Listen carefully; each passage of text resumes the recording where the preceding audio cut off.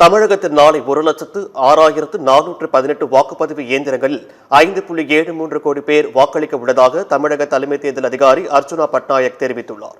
பெரும் எதிர்பார்ப்புகளுக்கு மத்தியில் தமிழ்நாடு சட்டமன்ற தேர்தலுக்கான வாக்குப்பதிவு நாளை காலை 7 மணிக்கு தொடங்குகிறது. வாக்குப்பதிவிற்கான ஏற்பாடுகள் குறித்து தமிழக தலைமை தேர்தல் அதிகாரி அர்ச்சுனா பட்நாயக் செய்தியாளர்களை சந்தித்து பேசினார்.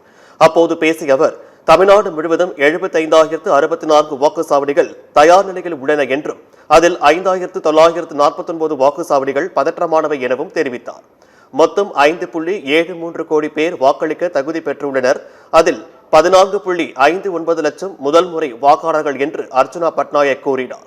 நாளைய வாக்குப்பதிவுக்கு 1,06,418 வாக்குப்பதிவு இயந்திரங்கள் பயன்படுத்தப்பட உள்ளதாக கூறிய அவர், தலா 75,064 விவிபேட் இயந்திரங்களும் கட்டுப்பாட்டு இயந்திரங்களும் பயன்படுத்தப்பட உள்ளதாகவும் தெரிவித்தார். தமிழ்நாடு முழுவதும் 4.18 லட்சம் தபால் வாக்குகள் பதிவாகி உள்ளதாகவும் அர்ச்சுனா பட்நாயக் கூறினார். தமிழ்நாடு முழுவதும் 62 வாக்கு எண்ணும் மையங்களில் வாக்கு எண்ணிக்கை நடைபெறும் என்றும் அர்ச்சுனா பட்நாயக் தெரிவித்தார்.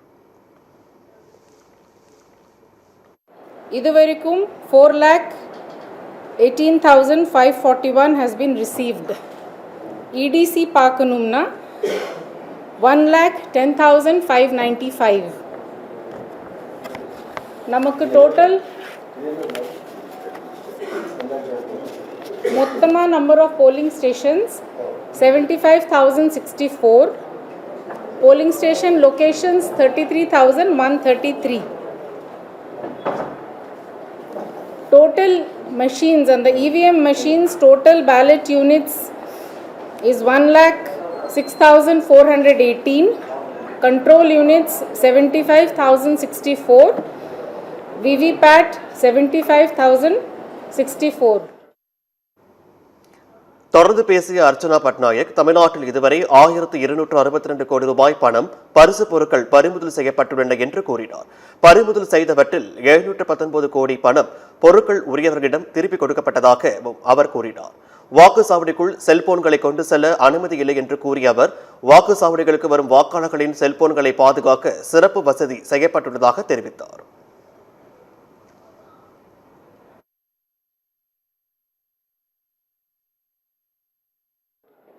CAPF deployed 300 companies. மொத்தமாக police personnel 83,875. Counting centers பொறுத்த வரைக்கும் 62 counting centers have been approved. Our total money intercepted is 1,262 crores, of which seizure is 543 crores. Mobile booth குள்ளே கூட்டிட்டு போக முடியாது. அதுக்கு நம்ம இந்த வாட்டி ஒரு ஸ்பெஷல் எஃபர்ட்ஸ் எடுத்திருக்காங்க. இந்த ஸ்பெஷல் இனிஷியேட்டிவ் வெளியே ஒரு மொபைல் கலெக்ட் பண்ணுறதுக்கு ஒரு ஃபெசிலிட்டி கொடுத்துருக்கோம் எல்லா போலிங் பூத்ஸ்ல.